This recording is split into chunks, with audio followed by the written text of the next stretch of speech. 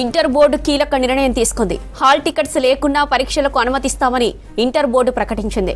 రాష్ట్ర inter students hall ticket జారీలో సమస్యలు ఎదురయ్యాయి. సిజీజీ పోర్టల్లో సాంకేతిక సమస్యలు రావడంతో ఫీజు చెల్లించని స్టూడెంట్స్ లిస్టు రెడీ చేయాలని కాలేజీలకు ఆదేశించింది బోర్డు. హాల్ టికెట్స్ లింక్స్ ను స్టూడెంట్స్ మొబైల్స్ కి పంపించింది బోర్డు. స్టూడెంట్స్ అందరూ పరీక్షలు రాసేలా బోర్డు ఆదేశాలు జారీ చేసింది. ఇంటర్ బోర్డు కీలక నిర్ణయం తీసుకుంది.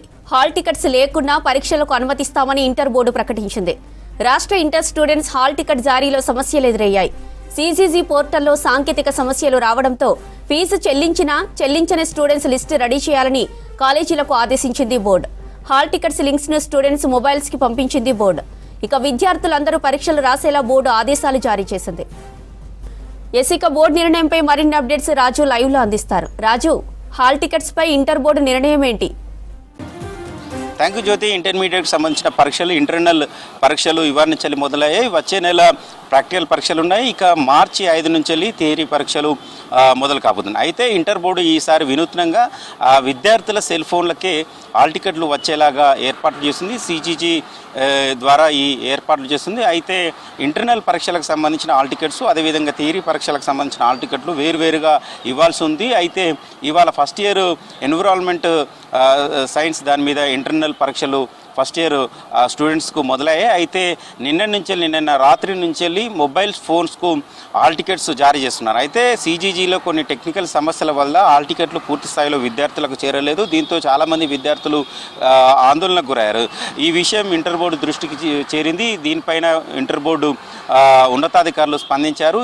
అయితే ఇప్పటివరకు హాల్ టికెట్లు రాని విద్యార్థులకు సంబంధించి సమాచారం తెలుసుకోవాలి, వారికి మళ్ళీ పరీక్షలు నిర్వహించాలని కూడా సూచించింది. కింది స్థాయి జిల్లా స్థాయి సంబంధించిన ఇంటర్మీడియట్ అధికారులకు కూడా ఆదేశాలు జారీ చేసింది.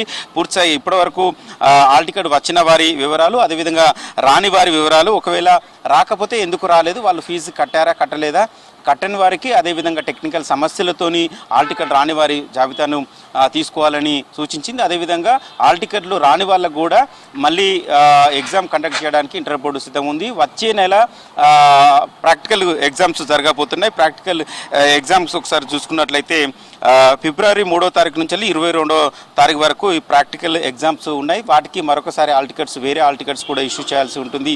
అదేవిధంగా మార్చి 5వ తారీఖు నుంచి intermediate first year, second year exams, final exams theory సంబంధించిన పరీక్షలు జరగబోతున్నాయి. కాబట్టి అయితే ఈసారి ఇంటర్ బోర్డు వినూత్నంగా గతంలో ఇంటర్ కాలేజ్ యాజమాన్యాలకే కాలేజీలకే హాల్ టికెట్లను పంపిణీ చేసేది, అదేవిధంగా వెబ్సైట్లో కూడా అందుబాటులో ఉంటుంది. కానీ ఇప్పుడు మాత్రం ఇంటర్ బోర్డు పూర్తిగా పద్ధతి మార్చింది. నేరుగా విద్యార్థులకు సెల్ ఫోన్లకే హాల్ టికెట్ వెళ్లేలాగా చర్యలు చేపట్టింది. దీంతో కొంత టెక్నికల్ సమస్యలు ఏర్పడ్డాయనేది తేటతెల్లమైంది. సో వాటిని అధిగమించి సిసిజీలో టెక్నికల్ సమస్యలను సాల్వ్ చేసి ఇప్పుడు ఇంటర్నల్ ఎగ్జామ్ సంబంధించిన హాల్ టికెట్స్ కావచ్చు, రేపు ప్రాక్టికల్ సంబంధించిన ఎగ్జామ్ సంబంధించిన హాల్ టికెట్ కావచ్చు, తర్వాత మార్చి 5 నుంచి జరగబోయే థియరీకి సంబంధించిన హాల్ టికెట్స్ కావచ్చు, విద్యార్థుల మొబైల్స్కే చేరేలాగా అయితే ఏర్పాట్లు చేస్తుంది. ఇది మొదటిసారిగా ఇంటర్ బోర్డు ఒక వినూత్నమైన కార్యక్రమాన్ని చేపట్టిందని చెప్పాలి. ఎందుకంటే చాలామంది ఇంటర్ కాలేజీలు ఎవరైతే యాజమాన్యాలు ఉంటాయో ఆ ఫీజు కట్టకపోతే హాల్ టికెట్స్ ఇష్యూ చేయడంలో కొద్దిగా